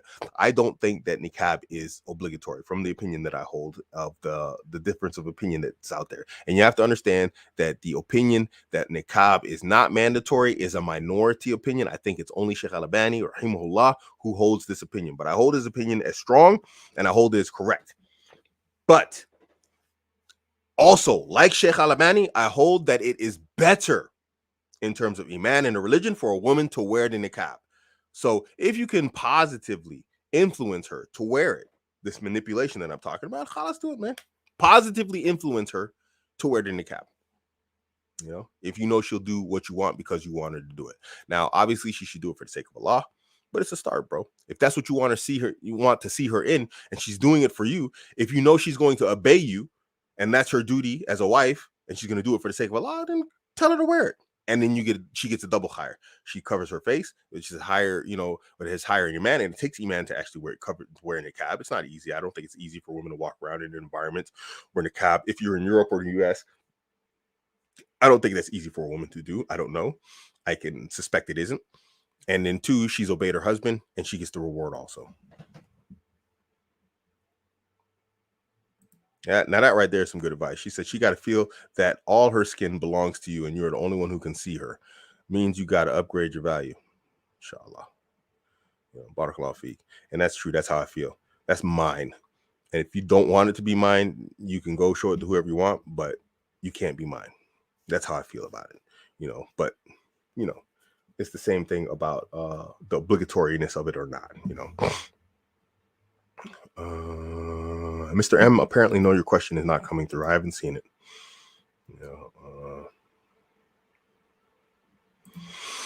What are the biggest flags to look out for in a woman in the West? I'd say feminism and past physical experience with people in a way that's not permissible. If she's previously married, that's no problem. But if she's never been married and she's been having physical activity with other people, male or female, it's a big red flag. Those are the two you need to look out for the most. And there are signals, there are signs that you should look out for. You have to learn them, inshallah.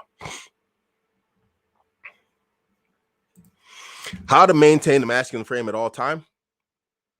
Make it part of who you are. There's no other way around it. A lot of guys say fake it till you make it. If that works, if you know you're on course and on track to making it, then okay, fine, fake it. But I'm not a fan of fake it till you make it. Find out who and what your personality type is and completely embrace it and become the best of that and the most confident in who you are in terms of, if you're a geeky nerd, be the best and most self-confident geeky nerd there is. Like when you're doing your thing, I'm saying, this comes back to doing combat sports lifting. You want to be a combat trained, lifted, geeky nerd. And when people's like, yeah, you're like, nah, that's the square root of 46 blah, blah, blah, blah, blah, blah, blah. And Pythagoras said, and be that nerd. Be absolute confident in that nerd. And then someone says, shut up, nerd. You gonna make me shut up over here? Come up over here. And you stand up and you all bucked up and dude's ready to like fight. He's like, come on over here. I'm a technical dummy you with my nerdness. Let's go. Be that nerd. And that's going to be your frame. That's going to be who you are at all times. Be that guy. This is not just be yourself. This is be the best, absolute, most self-confident version of yourself there is. The most masculine version of yourself. Nerds are men. Men are nerds. There's no reason why you can't be a strong-arm, well-trained, combat-trained nerd. Why not? Be that guy. And you'll find out how quick you can maintain frame.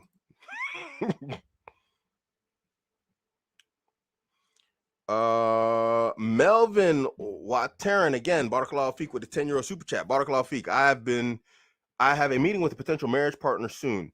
What are important questions to ask, and how do I know she's telling the truth? I don't trust women anymore except my mother. Important questions to ask, man. One of the questions I like to ask a woman, where's Allah? Ain Allah, where's Allah?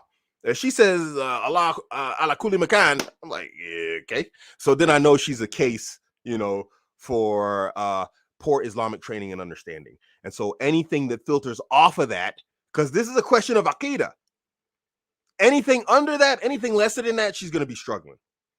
If she doesn't know that basic detail of where is Allah, anything that falls after that, Allahu Akbar, bro.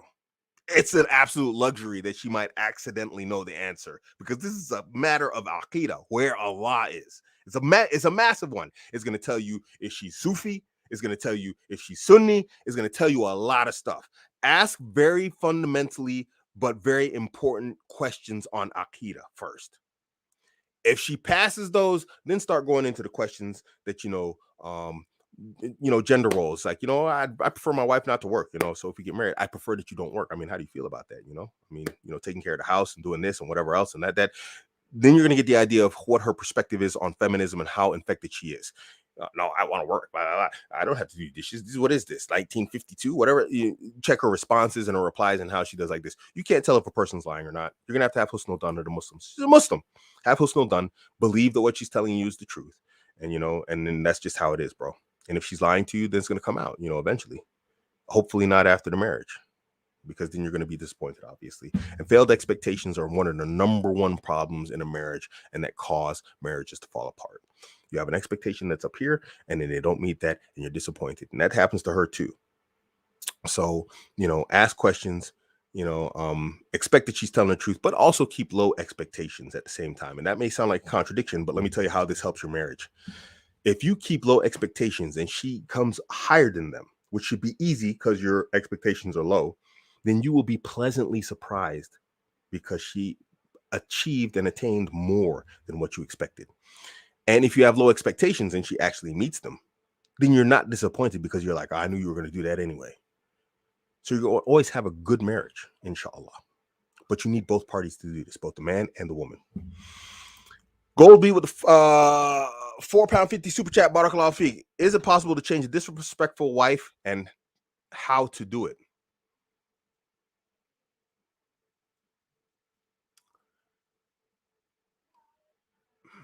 It's a tough one, man.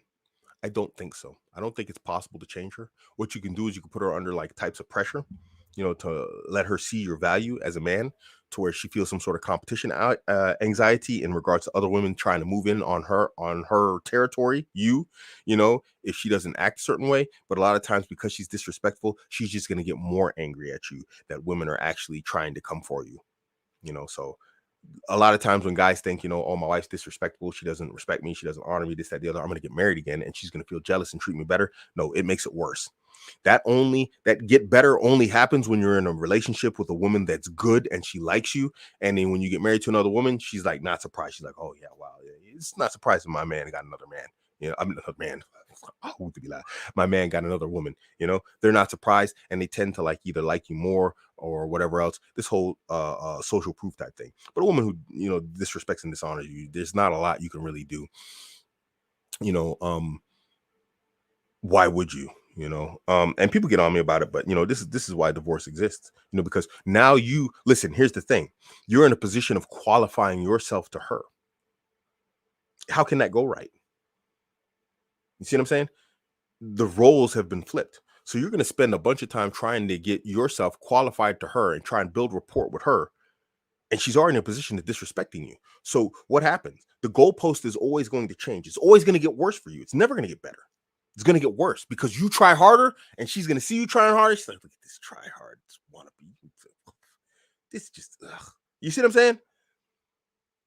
Now, obviously, if you're asking this question, you love the person. 500 viewers, barakallahu feek. You obviously love her and you want to try and make it work. So obviously try to make it work. But you have to do now you're in the position, Go B, where you have to work. I don't know if this is for you, but we're going to go with the assumption it is, where you have to work the push-pull game. Okay?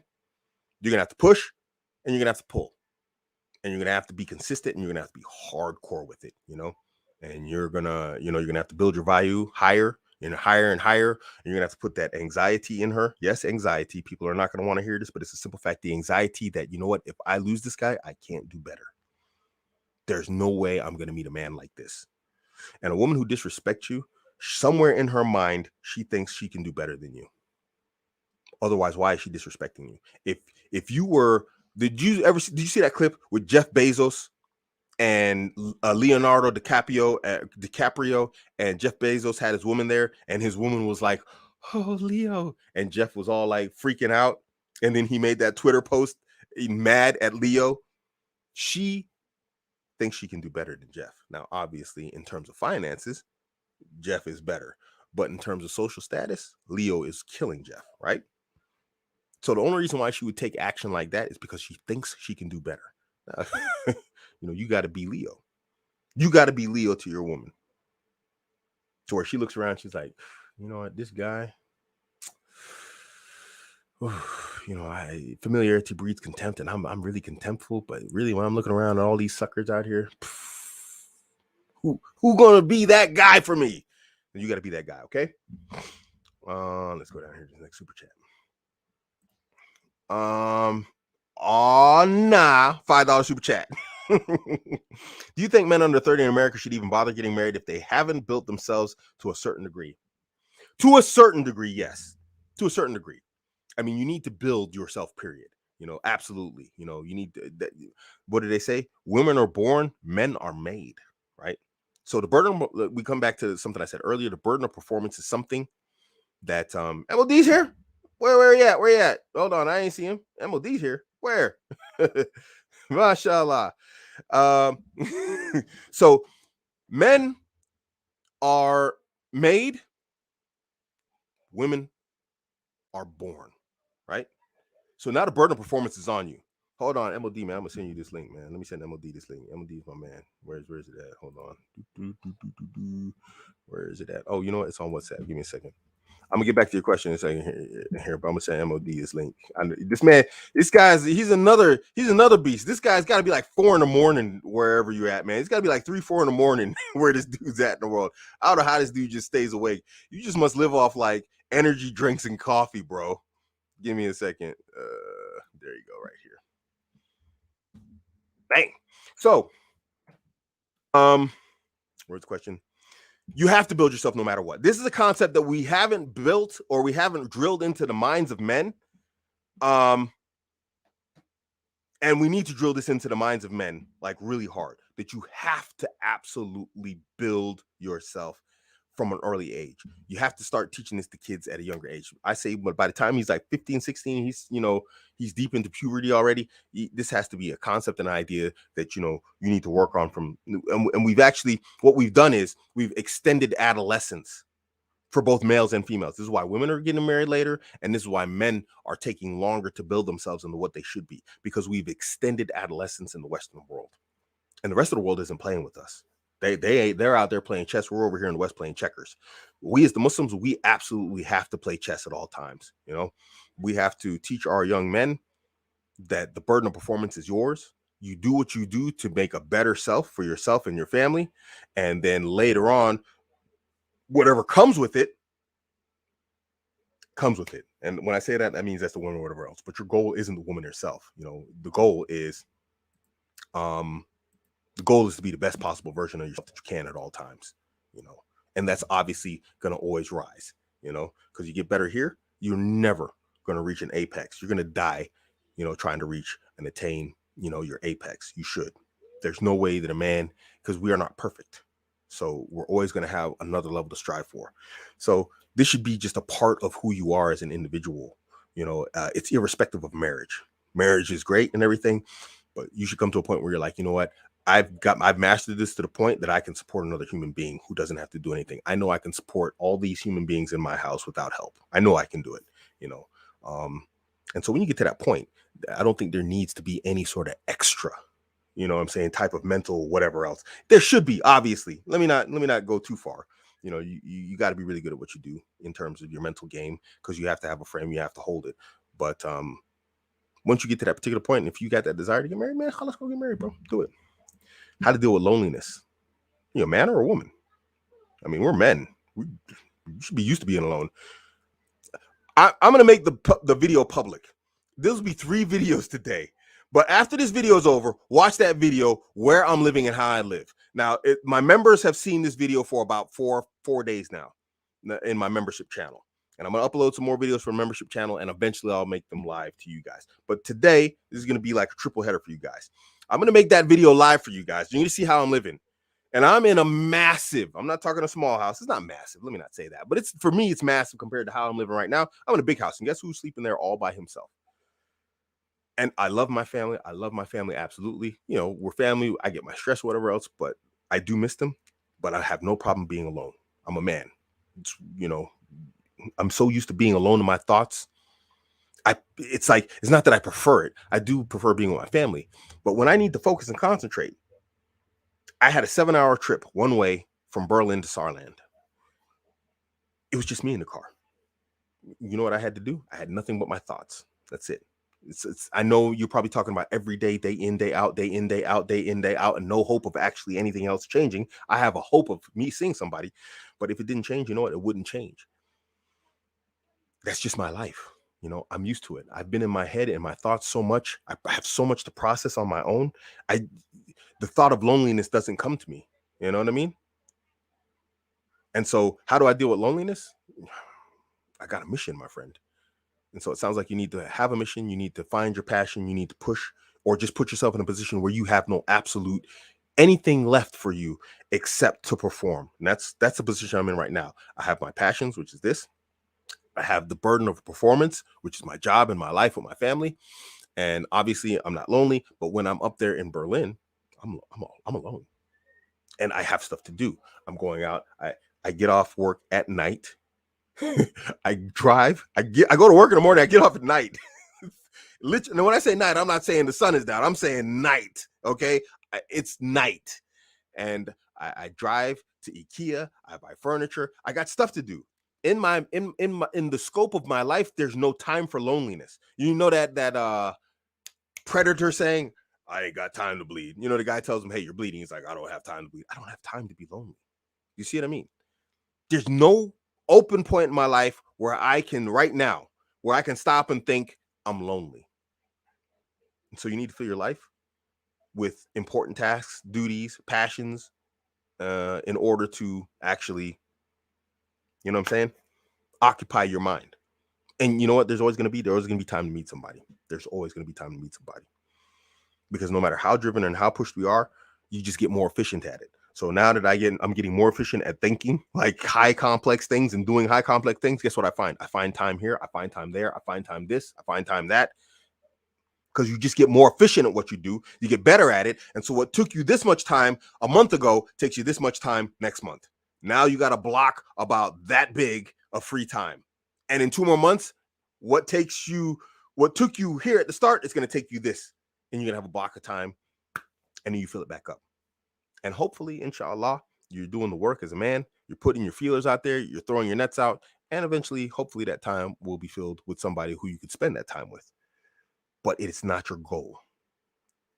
You understand? You need a goal. You need a mission. And it sounds like you don't have one. I might be wrong, but that's what I'm hearing. Because I'm used to living with my family. Let me tell you something right now. This is going to be a shocker to you guys. This house right here I'm in right now, it's like 72, 73 square meters. It's a box. Do you know how many people are in this house? 7 people.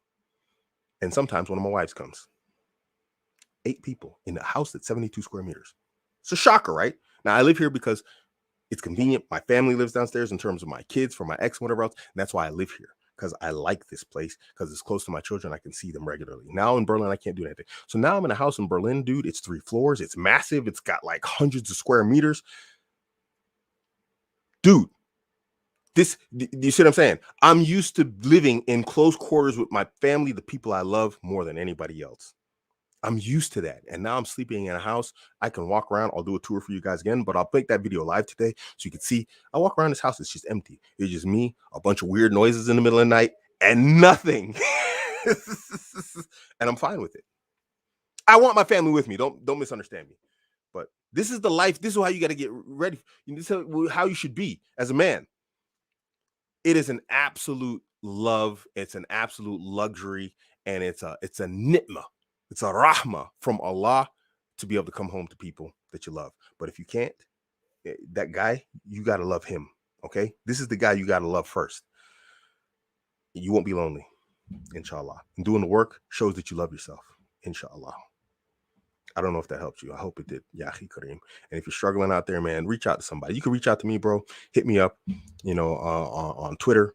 You know what I'm saying? Say you're that brother, and we could talk. I'll give you my Telegram. We could talk. You ain't got to be alone, man. I mean, you see, look at this. I'm the bad guy.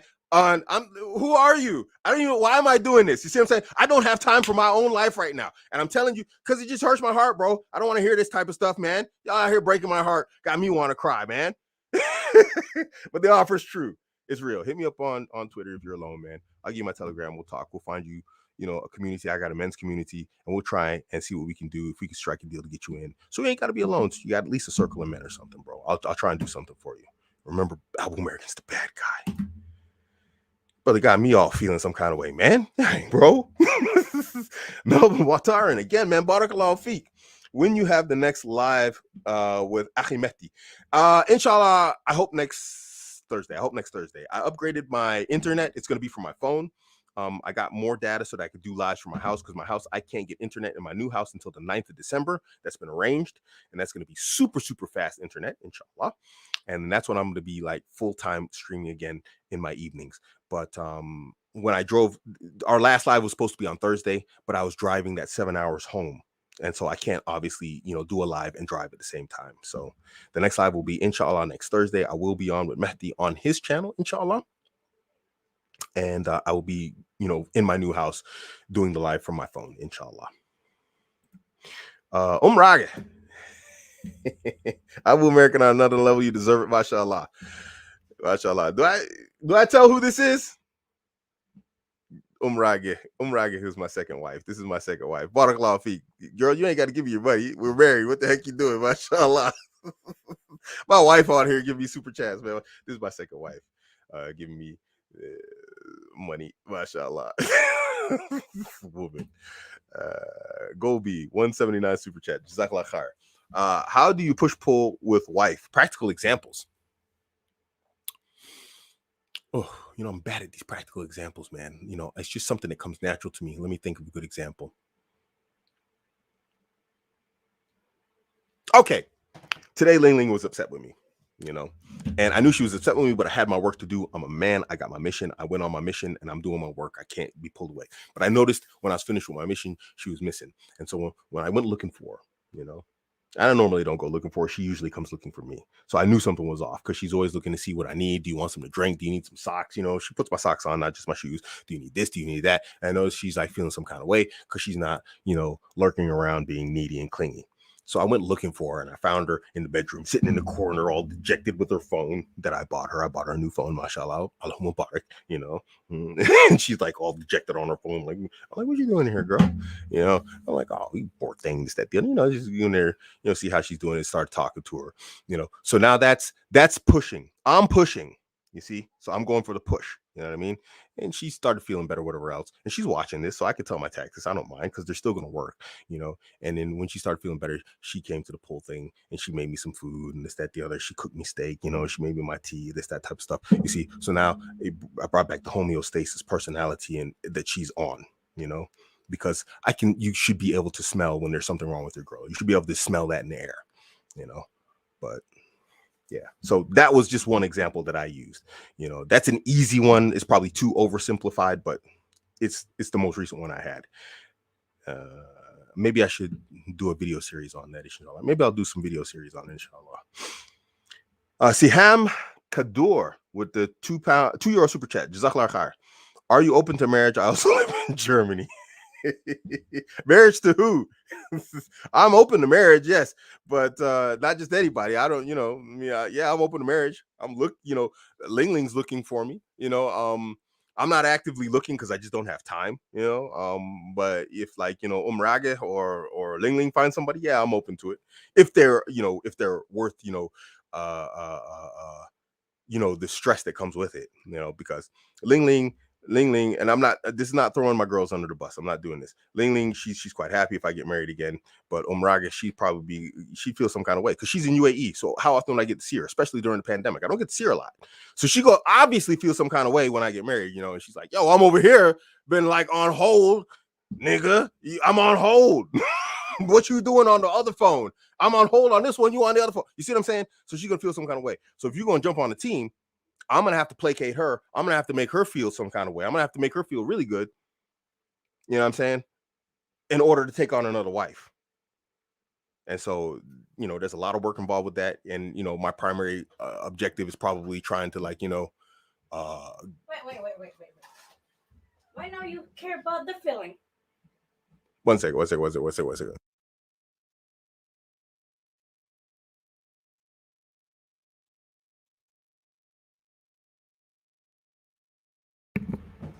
There's that jealousy. See, there you go, jealousy. So if I'm gonna take on another wife and I have to deal with stuff like that, she better be really worth it. You see what I'm saying? So there we go. That answer your question. Am I open to it? Yeah, I'm open to it, but not just for anybody. He said you answered that question like that, sister didn't just indirectly post. It's the internet, man. You don't know what's going on. Some people they've thrown proposals at me and it was actually just fake, fake accounts and whatnot, and this type of stuff. Yeah, so it is what it is. But see, yeah. See, this is what I mean. Whenever you take on another woman, you deal with all these types of issues because that's how women are. They're emotional creatures. Nothing wrong with what I just said. But did you see the emotion, or you didn't see it? But did you hear the emotion? You see, that's how they are. So if I'm going to deal with that, man, any sister that comes along, you better be worth it. You know what I'm saying? Because you're gonna have to deal with whatever issues there are that pop up. And there's always issues. You could have the best marriage in the world. I have a very good marriage. Love this woman. I say it all the time. It's it's not like we don't argue. We do. That's what people do. But the reality is, you're gonna have to deal with ups and downs in terms of like the women and their emotions. They have them, and those emotions control them. They don't control them. So here's what it is.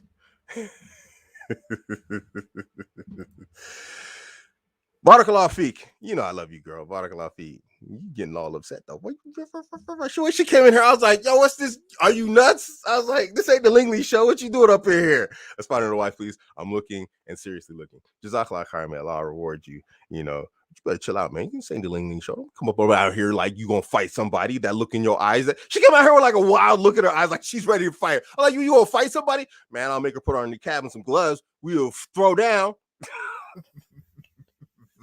I'm joking. I ain't throwing down with my wife, but alhamdulillah. She's a good woman. She's a woman. You know what I'm saying? And no matter how, you see, this is a woman that ties my shoes, right? But do I expect anything from her than to be a woman? No. So guys, listen, even though I got a good marriage, and I like to brag about my marriage, and when I say brag, I don't mean in a bad way. I'm not like, I got this and you don't. But this is the reality of living with another person. That they're emotional people, that they have their ups and downs. They have these topics, the hot topics. Her co-wife is a hot topic. You know what I'm saying? I know she's watching the show. I mentioned it. I knew there was going to be some sort of blowback. I didn't know it was going to come on the show. MashaAllah, Ling Ling. But, it is what it is. This is how she is. But I love that woman for that, man. And you can't, guys, don't expect perfection from these women. They are emotional creatures. Expect them to be emotional. So they're going to be like that. You know what I'm saying?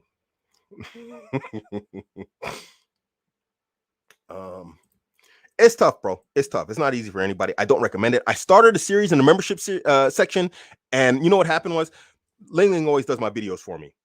So I sent her all the videos, and it was another argument, and her account got deleted for some reason.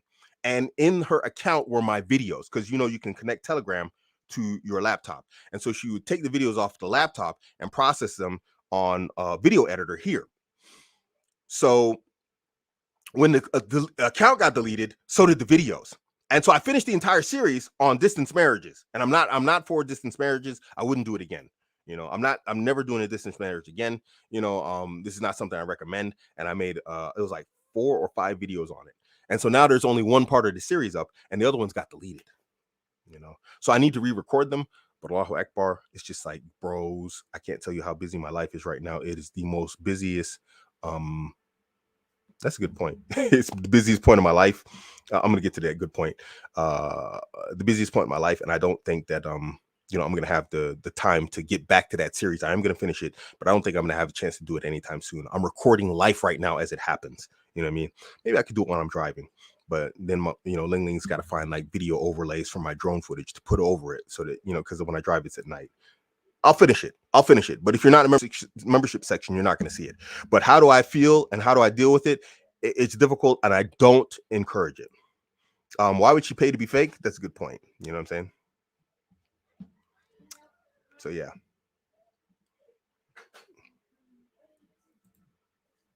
Could you please explain what you work with? I don't know what that means. I work in logistics, and I'm at the executive level. That's all I can tell you. Vetting guide part 2 is more important. It's very difficult, bro. I want to run it at seminars. Vetting guide part 2 is going to be run at seminars.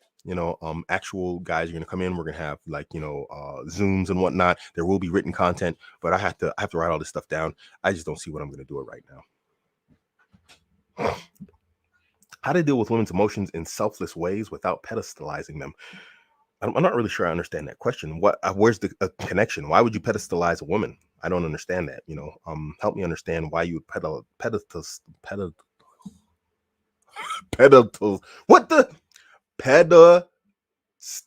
her. Woo! Allahu Akbar, that was a tongue twister. I don't know why you would do that. What's the connection? You know what I'm saying? I don't understand how the two connections are connected. You shouldn't be doing this to anyone anyway, putting them up on a pedestal, and so I don't understand the connection. Dealing with women's emotions, you got to deal with them directly. Like my wife just came in, she looked like she was ready to throw down. Like she had that fighter look in her eyes, like, yo, we about to fight. Like she wanted to get physical or something. Like, what is this woman doing? And so I had to deal with it directly. That's why I muted the mic. I didn't cuss her out or nothing. I just muted the mic, and I addressed it. I was like, oh, dude, like, what the heck? You know what I'm saying? You got to deal with it directly. because their emotions are an expression of some way that you made them feel. And like I said, I did know that it's a sensitive topic, and I mentioned it knowing she was watching the show. So I understood that at some point I'm going to have to deal with that emotion. So you have to be ready for that also. You have to understand that that's an expression of something that you said that made her feel. Because listen, we men communicate different than women. Men communicate on direct communication. I said this, that, and that, which means this. Women communicate different in the sense that you said this and that made her feel a type of way. You could tell her something that's really good news, but if you don't frame it in a way that makes her feel good, she'll react poorly to it. And this is why a lot of guys, they're like, why is she acting like this? It's good news. It's like this. I told her something. I said, I do this for her. No, it's how you said it. What you said didn't make her feel good. You could say wild stuff to her that you probably shouldn't say, but if you make her laugh or you make her feel a good way about it, this is why guys, when they call women the female dog word, the biatch, when they call their women that, why do guys get away with that? Because he makes her feel good about being called that somehow. Now, don't call your wife that. It's not what I'm saying, but I'm saying they've associated a positive feeling inside of her, and that's why she's okay with that word. You see what I'm saying? So how do you deal with it? You have to understand what triggers her emotions.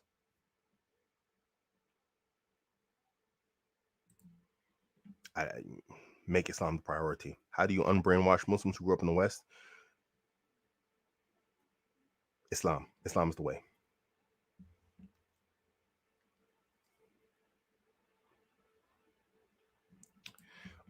Nisa, I wrote an entire guide on this, and I talk about this very topic inside that guide. It's on my Gumroad. You're more than welcome to go purchase it and read it, or listen to it. It's a video series, and I talk about this very thing very specifically, and it's in that guide. Go check it out. Anybody who's read it will tell you that I address this situation and how you deal with it under one roof. You can live with multiple women under one roof, and you can deal with this issue. So it's in my guide, The Polygynous Household by Abuamerican. I talk about this. I go into detail about it. Check it out.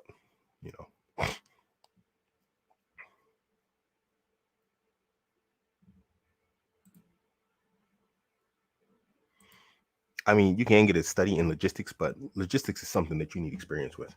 If you study logistics, then you're studying stuff like import-export laws between countries. That's what you're really studying if you're studying logistics. Logistics is something you have to know, you have to learn, you have to do. If you're studying anything in regards to logistics, it's like transport management and these types of things. It's not actual logistics. They need, that's very different, in my humble estimation. All right, guys. I've been on for like an hour and 57 minutes, 2 hours. This is usually like way over. I usually only do 1 hour. Barakallah feek to everybody who tuned in. Jazakallah khair. Love y'all people for the sake of Allah. He said, bro, who are you? Oops. He said, bro, who are you? You were on my record as who am I? I'm Abuamerican. Nice to meet you. Yeah, Nisa, well, that's you. I mean, there's other women, they do it and they're perfectly fine with it. And so, the wives of the Messenger of Allah, they all go read Sirah. The wives of the Messenger of Allah, sallallahu alaihi wasallam. The wives of the Messenger of Allah, sallallahu alaihi wasallam, lived under a single roof. They had separate apartments under a single roof. This is why when the plate of food was brought from the Messenger of Allah, peace be upon him, and Aisha radiallahu anha, she broke the plate with a rock, and he says, your mother has been jealous. Eat. Do you know why? Because they were under one roof. And you think you're better than them? I think you need to slow down, sister. This is why I say you Muslims, I love y'all for the sake of Allah, but you're passionate about a religion that you're completely ignorant of, and then you say ignorant stuff like this that has connotations to it that are very dangerous. You are not higher any man than the mothers Mu'minin. Not a single one of them. You're not a cut toenail in regards to them. You need to slow down, sister. Okay, be careful. Intebe. You don't want to do it, fine, don't do it. But at least understand your religion and how the lives of the Messenger of Allah, sallallahu alaihi wasallam, and his companions was before you open your mouth and you say something and just put your foot deep in your mouth. Because that's what you just did. Please be careful. This is the religion of Allah you're talking about. Be careful. Just get mad for the sake of Allah. And you people are just like really, just really, man. Then y'all get mad when I go off on these people. Abuamerican, rude, whatever else. It is people. Whew. I was all positive, man. She come kill the vibe. Barakallahu Feek for tuning in, guys. I got to go 2 hours, man. I'm going to spend the rest of the night with my peoples and whatnot. Thank you for tuning in. Thank you for all the super chats. I love y'all people. Inshallah. Yeah. That brother who was lonely, please hit me up. You know what I'm saying? We'll talk. We'll try and find a way for you to get you hooked up with some brothers so that you ain't got to be alone, inshallah. You know, get your mind straight.